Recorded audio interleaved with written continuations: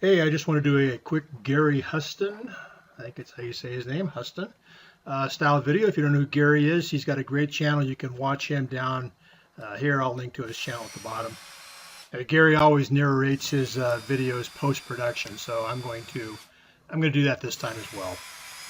So some time ago, I posted a video on trimming out my Dutch doors that we built for the barn, and I decided that after as much trouble as I had hanging these dumb things, that I would post a video on how I hung them, good or bad, right or wrong. That's what I'm gonna do in this video. So I start off by I mount the hinges on the door first, and um, the hinges don't really matter where they go in particular. You can see where I'm going to place them. They're just kind of equidistant from the edge. Not a big deal. I just sort of put them close to where I want them to be, and just mark the holes so I can drill them out later.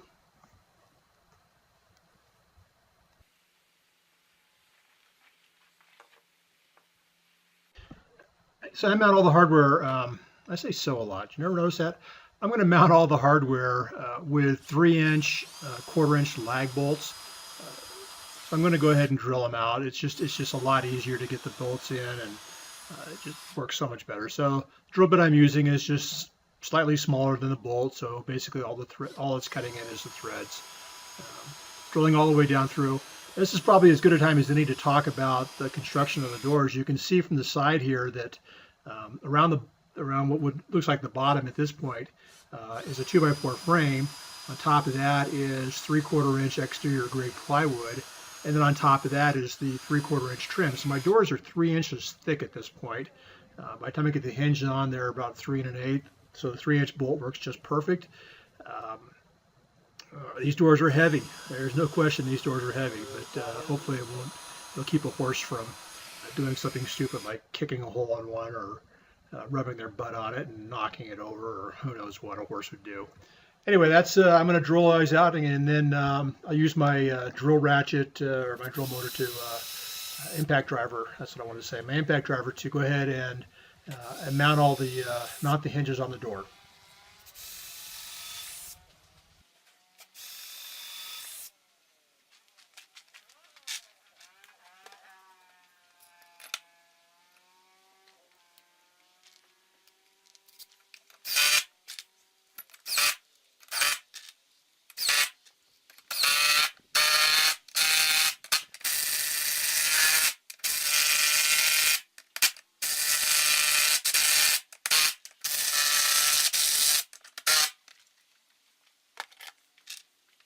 Okay, so I tried to talk to you at this point here, and it didn't like it. So what I'm doing now is I'm putting a straight edge on the post because uh, I had 4 of the doors that I mounted, and every one of my posts was bent or crooked or bowed or something. And so I'm checking there to make sure there's no bow in the post before I go ahead and mount it. Because what will happen, and I'll show you with my hands here in a sec, is if you mount your doors with on a post that's bowed, what will happen is the doors will tend to either open when you open them, they'll swing apart from each other, or worse, they'll come in and they'll hit each other because the doors aren't swinging level. So I found it was just really, really important to check this out. And then if I had to shim it, I could shim it up. But I ran into this problem on 4 out of my 5 doors. Or the post is this direction, your hinges are going to want to swing up and down. So the post has got to be straight this direction because we're doing a face mount. We can't have any adjustment this direction.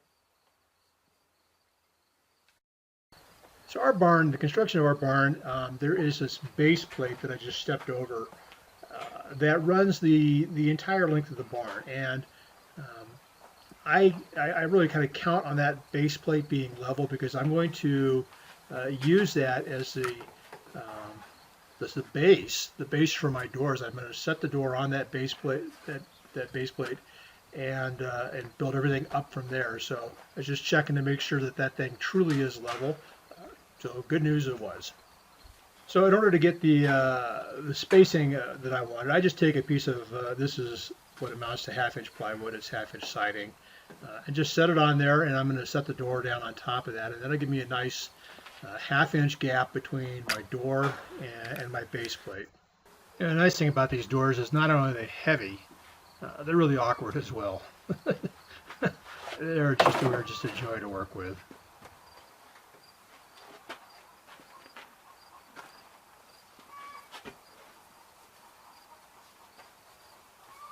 This is really pretty simple. I mean, I just set the doors down. I know that my base plate is level. I know that I'm going to have a consistent gap with the siding. So it's really just a matter of centering the door in the frame and marking the hinges, drilling them out.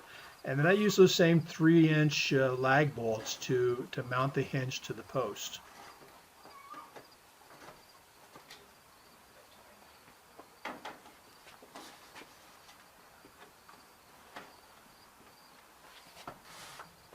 I just use a felt tip marker here to mark all the holes. That way I don't have to worry about if I drill, I'm going to move the hinge or anything like that. I just get them all marked first, then I can move the hinge out of the way and go ahead and drill it. I did figure it out after 8 doors. This is the 9th one that I don't have to take it out of there. I can just move the hinge. I didn't have to pick it up and take it down and put it back in. This was so much easier just marking the hinge and then drilling it.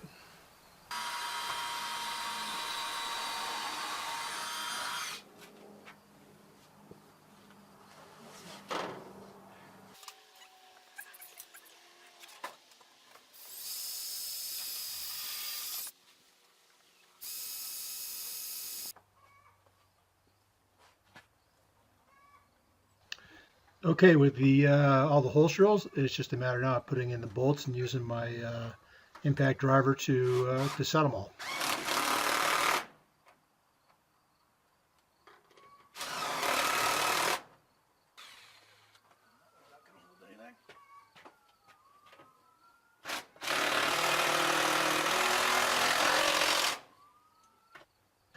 And voila, the bottom door is mounted and it opens. Amazing.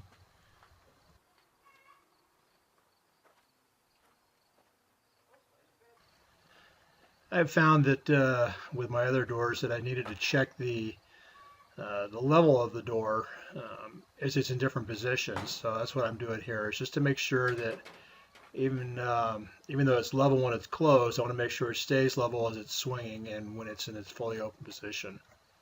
Fortunately for this one, it is. Okay, getting ready to hang the upper door.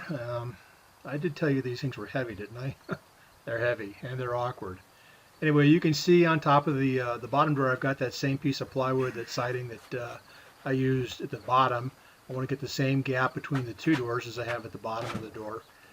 And this will also help me, since my bottom door is level, I can just lay the top door on top of it, and I can assume that it's at least level the same in the closed position, just like the bottom door. Yeah.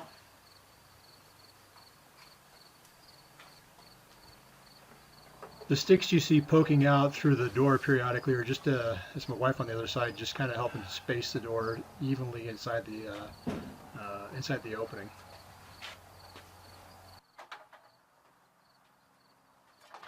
And with the door leveled and centered, it's basically just the same process again. I go ahead and mark all my hinges just where I want it to be, and then I'll move the hinge out of the way and drill through and install the bolts.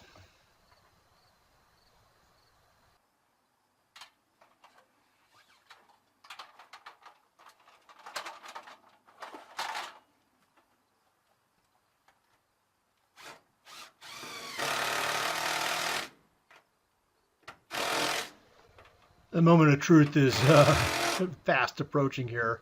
When we get our last bolts in, I'll go ahead and swing the doors open.